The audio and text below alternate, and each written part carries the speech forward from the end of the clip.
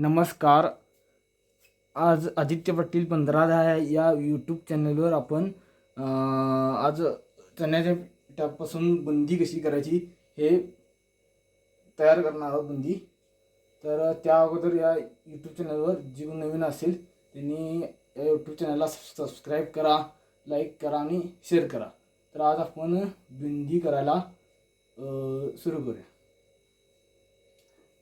पाऊण वाटी चण्याचं पीठ, त्यात आपण जसं भजीसाठी पीठ हे करतो ना, मिश्रण बनवतो त्याप्रमाणे मिश्रण बनवायचं आहे. आधी पाणी घे,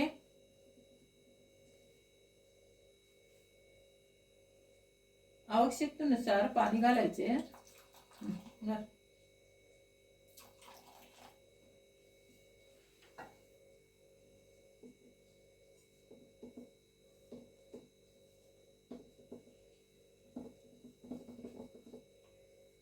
अजून पाणी घे.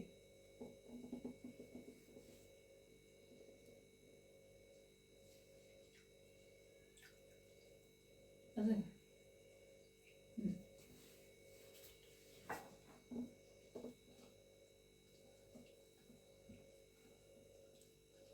आता हे मिश्रण एकाच दिशेने फेटून घ्यायचं. 5 मिनिटं फेटून घ्यायचं. एका दिशेने करायचं. त्यातल्या ज्या गाठी असतात, गुठळ्या असतात, त्या मोडायच्या. 5 मिनिटं एका दिशेने फिरवल्यानंतर पहा कस्त मस्त लोण्यासारखा गोळा हे झालं, मिश्रण झालंय बघा, किती स्मूथ झालंय. आता ह्याचे आपण बुंदी पाडण्या अगोदर आपण साखरेचा पाक बनवूया. अर्धी वाटी साखर त्या भांड्यात ह्याच्यात टाक. आणि पूर्ण ह्याच्यामध्ये पाणी घेऊन पूर्ण घे. हा बस टाक. जरासं घे. बस. आपण जवळजवळ एक पूर्ण वाटी आपण काय केलंय, पाणी घातले. पाऊण वाटी आणि जरासे, म्हणजे आपण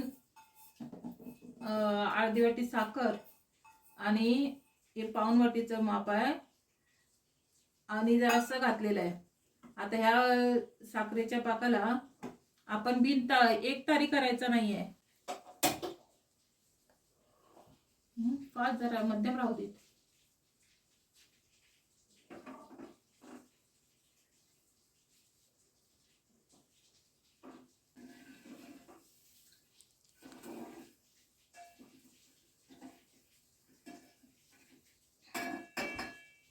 तुम्ही आता बघू शकता पाक तयार होत आलेला आहे. किती मस्त चांगला व्यवस्थित पाक होत आहे. आता थोड्या वेळानं तो पाक तयार होणार आहे. त्यानंतर आम्ही यामध्येच बुंदी सोडणार आहोत.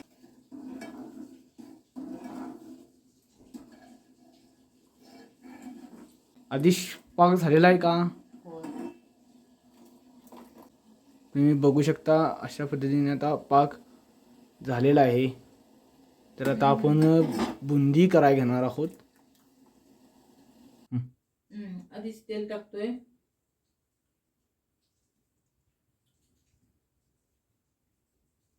बस बस.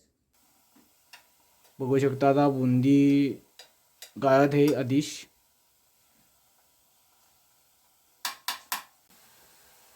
तुम्ही आता बघू शकता ही आपली बुंदी तयार झालेली आहे. तर त्यामध्ये आता आम्ही नॉयलॉन शेव टाकलेला आहे. तर त्याच्या अगोदर आम्ही ह्या बुंदीला पाकामध्ये असं भिजवून हे केलेलं आहे. तर आता ही बुंदी चांगल्या पद्धतीने तयार झालेली आहे. तर आता हिची टेस्ट करून तर अशा प्रकारे मिसळून घ्यावी. त्यामुळे याला टेस्ट खूप चांगली मजा येते खायला.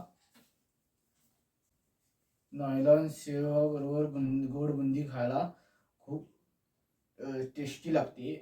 तर आता आपण चला पाहूया बुंदी कशी लागते.